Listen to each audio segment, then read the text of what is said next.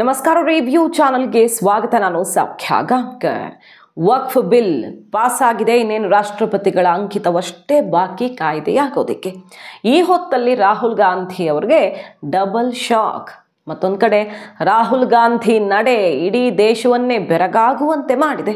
ಯಾಕಿಂಥ ನಡೆಯನ್ನು ಅನುಸರಿಸಿದ್ರು ರಾಹುಲ್ ಗಾಂಧಿ ಅವರು? ಏನಿದ್ರ ಅಸಲಿ ಸೀಕ್ರೆಟ್? ಈಗ ಚರ್ಚೆಯಾಗ್ತಿರೋದು ದೇಶವ್ಯಾಪಿ. ಮಾಹಿತಿ ಮುಂದೆ ಇಡ್ತಾ ಇದ್ದೀವಿ. ಮಿಸ್ ಮಾಡಿದ್ರೆ ನಮ್ಮ ಚಾನಲ್ನ ಸಬ್ಸ್ಕ್ರೈಬ್ ಮಾಡಿ, ನಿಮ್ಮ ಅಭಿಪ್ರಾಯ ಕಮೆಂಟ್ ಮಾಡಿ ತಿಳಿಸಿ. ಎಸ್ ವೀಕ್ಷಕರೇ, ಬಿಲ್ ಮಂಡನೆ ಮಾಡಿದ್ದಾಯಿತು. ಲೋಕಸಭೆ ರಾಜ್ಯಸಭೆ ಎರಡೂ ಕಡೆನೂ ಕೂಡ ಪಾಸ್ ಆಗಿದೆ, ನಿರೀಕ್ಷೆಯಂತೆ ಪಾಸ್ ಆಗಿದೆ. ಬಟ್ ಪ್ರತಿಪಕ್ಷಗಳು ಅಂದ್ಕೊಂಡಿದ್ದು ಸಮಸ್ಯೆ ಆಗತ್ತೆ, ವೋಟ್ ಹಾಕಲ್ಲ ಮಿತ್ರರು, ಕೈ ಕೊಡ್ತಾರೆ. ಇಲ್ಲಿ ಈ ಬಿಲ್ ವಿಚಾರದಲ್ಲಿ ಸಮಸ್ಯೆ ಆಗ್ಬಿಟ್ರೆ ನಾಳೆ ಅವಿಶ್ವಾಸ ನಿರ್ಣಯನೂ ನಾವು ಹಾಕಬಹುದು, ಸರ್ಕಾರಕ್ಕೆ ಕಂಟಕ ತರ್ತೀವಿ ಅನ್ನೋ ತನಕ ಕನಸಿನ ಲೆಕ್ಕಾಚಾರಗಳಾಗಿದ್ವು. ಆದರೆ ಎಷ್ಟು ಚೆನ್ನಾಗಿ ಫ್ಲೋರ್ ಮ್ಯಾನೇಜ್ ಆಯಿತು ಅಂದರೆ NDA ಸಮಸ್ಯೆಯೇ ಆಗದಂತೆ, ಕಿಂಚಿತ್ತೂ ತೊಡಕು ಎದುರಾಗದಂತೆ ಬಿಲ್ ಪಾಸ್ ಆಗಿದ್ದಾಯಿತು. ರಾಷ್ಟ್ರಪತಿಗಳ ಅಂಕಿತವಷ್ಟೇ ಬಾಕಿ. ಇನ್ನು ಈ ಹೊತ್ತಲ್ಲಿ ನೋಡಿ ರಾಹುಲ್ ಗಾಂಧಿ ಅವರಿಗೆ ಎಂಥ ಆಘಾತ ಎದುರಾಗಿದೆ, ಎಲ್ಲ ಕಡೆಯಿಂದ ಆಘಾತ. ಈಗ ಈ ವಕ್ಫ್ ವಿಚಾರದಲ್ಲಿ ರಾಜಕೀಯಕ್ಕಾಗಿ ರಾಜಕಾರಣ ಮಾಡ್ತಿದೆ ಕಾಂಗ್ರೆಸ್ ಅನ್ನೋದು ಸಿಕ್ಕಾಪಟ್ಟೆ ಚರ್ಚೆಯಾದ ವಿಚಾರ. ಯಾಕಂದರೆ ಸೆಷನ್ನಲ್ಲಿ ಅದನ್ನು ಸರಿಯಾಗಿ ಸಮರ್ಥನೆನೂ ಮಾಡ್ಕೊಳ್ಳೋಕ್ಕಾಗಲಿಲ್ಲ. ಅಸಲಿಗೆ ಈ ಬಿಲ್ ಮಂಡಿಸೋದ್ರಿಂದ, ಈ ಕಾಯ್ದೆ ತರೋದ್ರಿಂದ ಏನು ಸಮಸ್ಯೆ ಆಗುತ್ತೆ ಮುಸಲ್ಮಾನರಿಗೆ ಅನ್ನೋದನ್ನು ಅರ್ಥ ಮಾಡಿಸುವಲ್ಲಿ ವಿಫಲವಾಯಿತು ಕಾಂಗ್ರೆಸ್ಸು ಅಥವಾ ಪ್ರತಿಪಕ್ಷಗಳು.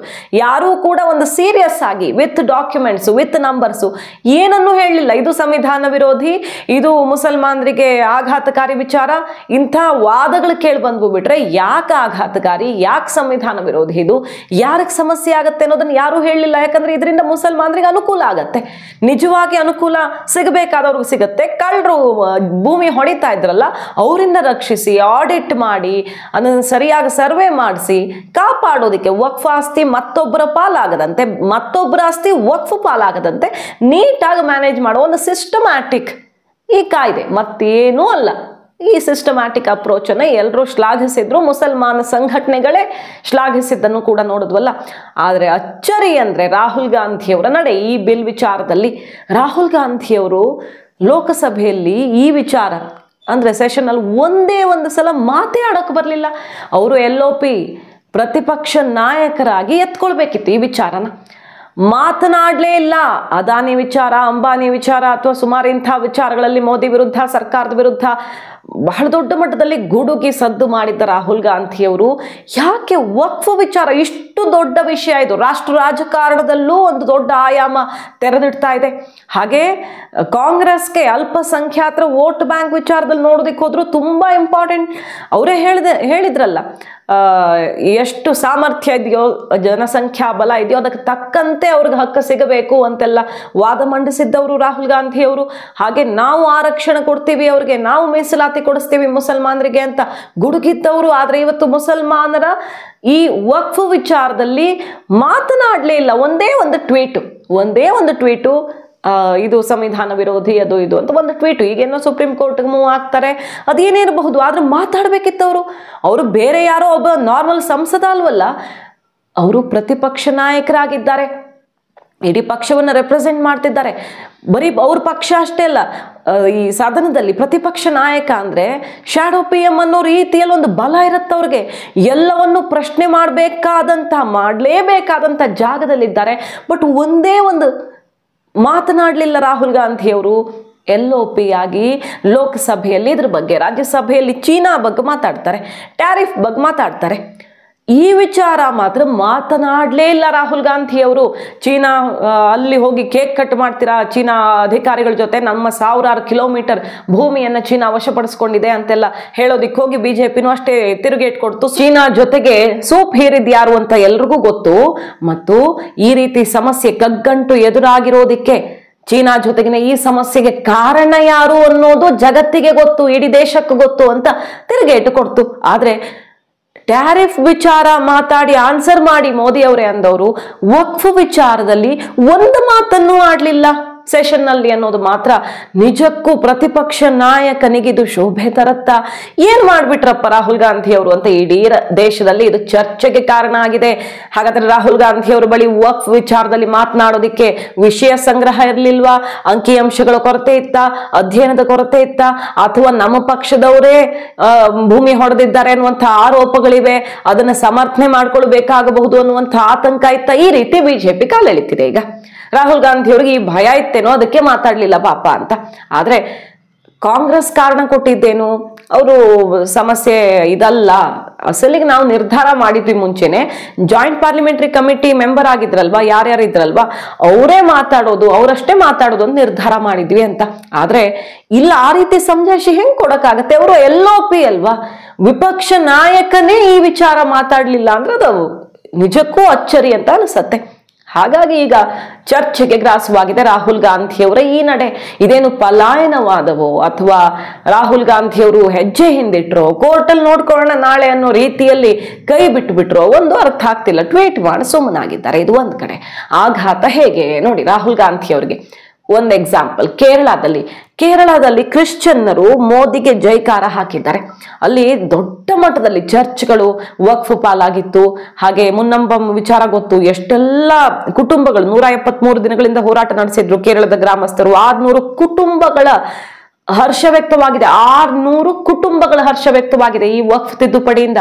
ನಮ್ಮ ಜಮೀನು, ನಮ್ಮ ತಾತ ಮುತ್ತಾತಂದ್ರ ಕಾಲದಿಂದ ಬದುಕಿ ಬಾಳಿದ ಜಮೀನು ನಮಗುಳಿಯುತ್ತೆ ಅನ್ನುವಂಥ ಖುಷಿಯನ್ನು ವ್ಯಕ್ತಪಡಿಸಿದ್ದಾರೆ. ಅಷ್ಟೇ ಅಲ್ಲ, ಮುಸಲ್ಮಾನರು ಕೂಡ ಇದನ್ನ ಸ್ವಾಗತಿಸಿದ್ದಾರೆ. ಮುಸ್ಲಿಂ ಜಮಾತ್ ಸಂಘಟನೆ ಹಿಂದುಳಿದ ಮುಸಲ್ಮಾನರಿಗೆ ನೆರವಾಗತ್ತೆ ಅನ್ನುವಂಥ ಅಭಿಪ್ರಾಯ ವ್ಯಕ್ತಪಡಿಸಿದ್ದು ಅಖಿಲ ಭಾರತ ಮುಸ್ಲಿಂ ಜಮಾತ್ ಇದನ್ನ ಸ್ವಾಗತ ಮಾಡಿದೆ. ಹಾಗಾಗಿ ಮುಸಲ್ಮಾನರು ಕೂಡ ನ್ಯಾಯಯುತವಾಗಿ ನಮಗೆ ಇದು ಲಾಭ ಮಾಡಿಕೊಡುತ್ತೆ ಅಂತ ಅರ್ಥ ಮಾಡ್ಕೊಂಡವರು ವಿರೋಧಿಸ್ತಿಲ್ಲ. ರಾಜಕಾರಣಿಗಳ ಜೊತೆಗೆ ಕೈ ಜೋಡಿಸಿದವರಷ್ಟೇ ಇದನ್ನ ವಿರೋಧಿಸ್ತಿರೋದು ಅನ್ನುವಂಥ ವಿಚಾರ ಈಗ ಕೇಂದ್ರ ಸರ್ಕಾರಕ್ಕೆ ಅಸ್ತ್ರವಾಗಿರೋದು. ಅದನ್ನೇ ಹೇಳ್ತಾ ಇದೆ ಬಿಜೆಪಿ. ಮತ್ತೊಂದ್ ಕಡೆ ಕೇರಳದಂತಹ ರಾಜ್ಯಗಳಲ್ಲಿ ನೋಡಿ, ಕ್ರಿಶ್ಚಿಯನ್ರು 18%ಗಿಂತ ಅಧಿಕ ಅಲ್ಲಿ ಮತದಾರರ ಪೈಕಿ ಲೆಕ್ಕ ಹಾಕೋದಕ್ಕೆ ಹೋದ್ರೆ ಅಲ್ಲಿ ಕ್ರಿಶ್ಚಿಯನ್ರು ಮೋದಿಗೆ ಜೈಕಾರ ಹಾಕ್ತಿದ್ದಾರೆ. ಕೇರಳದಲ್ಲಿ ಬಿಜೆಪಿ ಈಗ ಒಳ್ಳೆ ಒಂದು ಅವಕಾಶವನ್ನು ನೋಡ್ತಾ ಇದೆ. ಹೆಜ್ಜೆ 1 by 1 ಹೆಜ್ಜೆ ಇಡ್ತಾ ಇದೆ. ಈ ಬಾರಿ ಒಂದು ಸ್ವಲ್ಪ ಆಶಾದಾಯಕವಾಗಿ ಕಂಡು ಬಂತು. ಈಗ ರಾಜೀವ್ ಚಂದ್ರಶೇಖರ್ ಅವ್ರನ್ನ ಬಿಜೆಪಿ ಅಧ್ಯಕ್ಷರನ್ನಾಗಿ ಮಾಡಿದ್ದಾರೆ. ಈ ಹೊತ್ತಲ್ಲಿ ಕೇರಳ ಕ್ರಿಶ್ಚಿಯನ್ರು, ಅಲ್ಪಸಂಖ್ಯಾತರು ಜೈ ಅಂದಿದ್ದಾರೆ, ಮುಸಲ್ಮಾನರು ಜೈ ಅಂದಿದ್ದಾರೆ. ಈಗ ಹೆಂಗಾಗಬಹುದು ಅಂದ್ರೆ ವಕ್ಫ್ ತಿದ್ದುಪಡಿ ಆಗಬಾರದು ಅಂತ ಒಂದಿಷ್ಟು ಜನ ಮುಸಲ್ಮಾನರು ಅಂದ್ಕೊಂಡವ್ರು ಇದ್ದಾರಲ್ಲ, ಅವರು ಕಾಂಗ್ರೆಸ್ ಏನು ಮಾಡೋಕ್ಕಾಗಿಲ್ಲ ಅಂತ ಸಿಟ್ಟು ಮಾಡ್ಕೊಳುತ್ತೆ. ಆ ಭಾಗ ಖಂಡಿತ ಕಾಂಗ್ರೆಸ್ ಮೇಲೆ ಮುನಿಸ್ಕೊಳ್ತಾರೆ. ಕ್ರಿಶ್ಚಿಯನ್ರು ದೊಡ್ಡ ಸಂಖ್ಯೆಯಲ್ಲಿರುವಂತಹ ರಾಜ್ಯಗಳಲ್ಲಂತೂ ನೇರ ಅದು ಕಾಂಗ್ರೆಸ್ಗೆ ಎಫೆಕ್ಟ್ ಆಗುತ್ತೆ. ಯಾಕಂದ್ರೆ ಕ್ರಿಶ್ಚಿಯನ್ರ ಚರ್ಚ್ಗಳಿಂದ ಹಿಡಿದು ಅವರ ಜಾಗಗಳು ಹೇಗೆ ಈಗ ಕರ್ನಾಟಕದಲ್ಲಿ ಆಗಿದೆಯಲ್ಲ ವಿಜಯಪುರ ರೈತರದ್ದು, ಅದೇ ರೀತಿಯಲ್ಲಿ ವಕ್ಫ್ ಪಾಲಾಗಿ ಆಕ್ರೋಶ ಸಿಡಿದಿತ್ತು. ಹಲವು ಇಂತಹ ಪ್ರಮುಖ ಚರ್ಚ್ಗಳು ವಕ್ಫ್ ಪರವಾಗಿ ನಿಲ್ಲುವಂತೆ ಕರೆ ಕೊಟ್ಟಿದ್ದನ್ನೆಲ್ಲ ನೋಡಿದ್ದೀವಿ ನಾವು. ಅಂದ್ರೆ ಈ ತಿದ್ದುಪಡಿ ಕಾಯ್ದೆ ಪರವಾಗಿ ನಿಲ್ಲಿ ಅಂತ ಕರೆ ಕೊಟ್ಟಿದ್ದನ್ನೆಲ್ಲ ನೋಡಿದ್ದೀವಿ ನಾವು. ಸೊ ಬಿಜೆಪಿಗೆ ಇಂತಹ ರಾಜ್ಯಗಳಲ್ಲಿ ಪ್ಲಸ್ ಆಗ್ತಿದೆ. ಈ ವಕ್ಫ್ ತಿದ್ದುಪಡಿ ತರೋದಿಕ್ಕೆ ಹೊರಟ ಮೇಲೂ ಕೂಡ ಮಹಾರಾಷ್ಟ್ರ, ಡೆಲ್ಲಿ ಎಲೆಕ್ಷನ್ ಎಲ್ಲ ಆಯ್ತಲ್ಲ, ಡೆಲ್ಲಿಯಲ್ಲೆಲ್ಲ ಪ್ಲಸ್ ಆಯ್ತು. ಮುಸಲ್ಮಾನರು ಬಿಜೆಪಿಗೆ ಮತ ಹಾಕಿದ್ದು ಕಂಡು ಬಂತು. ಸೊ ಮುಸಲ್ಮಾನರಿಗೆ ಮೋದಿ ಒಳಿತು ಮಾಡ್ತಿದ್ದಾರೆ ಅನ್ನೋದನ್ನ ಅರ್ಥ ಮಾಡ್ಕೊಂಡಿದ್ದಾರೆ ಅನ್ನೋದು ಕ್ಲಿಯರ್ ಆಯ್ತು. ಈಗ ಈ ಕಾಯ್ದೆ ಪಾಸ್ ಆದ ಬೆನ್ನಲ್ಲೇ ಕಾಂಗ್ರೆಸ್ಗೆ ಈ ರೀತಿಯೂ ಆಘಾತ ಎದುರಾಗ್ತಿದೆ. ನೋಡಿ, ಓಪನ್ ಆಗಿ ಹೇಳ್ತಾರೆ. ಉತ್ತರಾಖಂಡ್ನ ವಕ್ಫ್ ಬೋರ್ಡ್ ಅಧ್ಯಕ್ಷ ಹೇಳಿರೋದು ಇದು, ಬೇರೆ ಯಾರು ಅಲ್ಲ. ವಕ್ಫ್ ಬೋರ್ಡ್ ನ ಅಧ್ಯಕ್ಷ ಹೇಳ್ತಾರೆ, ಚೇರ್ಮನ್ ಹೇಳ್ತಾರೆ.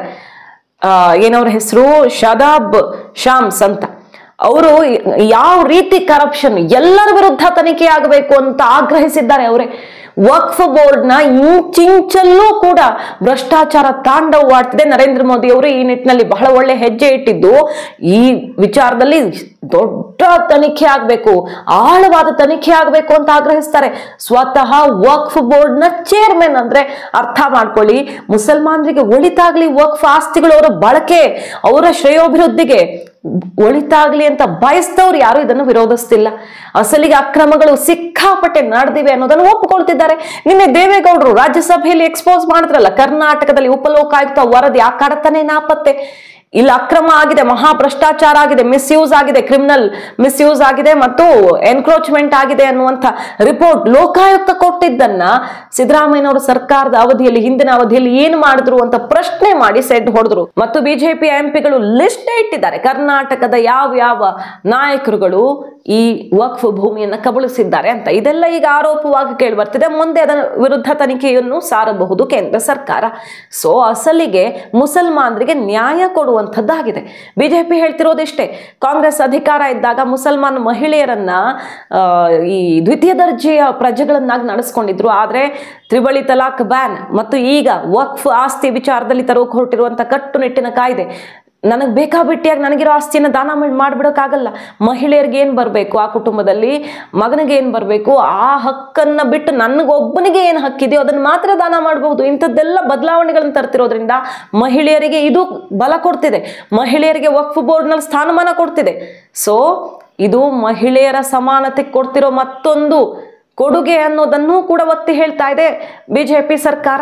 ಹಾಗಾಗಿ ಈಗ ಕೈಗೆ ಆಘಾತ ಮೇಲೆ ಆಘಾತ, ಮುಸಲ್ಮಾನ್ ಸಂಘಟನೆಗಳೇ ಇದನ್ನು ಬೆಂಬಲಿಸುವ ಮೂಲಕ ಇನ್ನು ಕೋರ್ಟ್ ಹೋರಾಟದಲ್ಲಿ ಏನಾಗುತ್ತೆ ಕಾದ್ ನೋಡಬೇಕು. ಮಾಹಿತಿ ನಿಮ್ಗೆ ಇಷ್ಟ ಆಗಿದ್ರೆ ಮಿಸ್ ಮಾಡಿದ್ರೆ ನಮ್ಮ ಚಾನಲ್ನ ಸಬ್ಸ್ಕ್ರೈಬ್ ಮಾಡಿ, ನಿಮ್ಮ ಅಭಿಪ್ರಾಯ ಕಮೆಂಟ್ ಮಾಡಿ ತಿಳಿಸಿ. Thank you.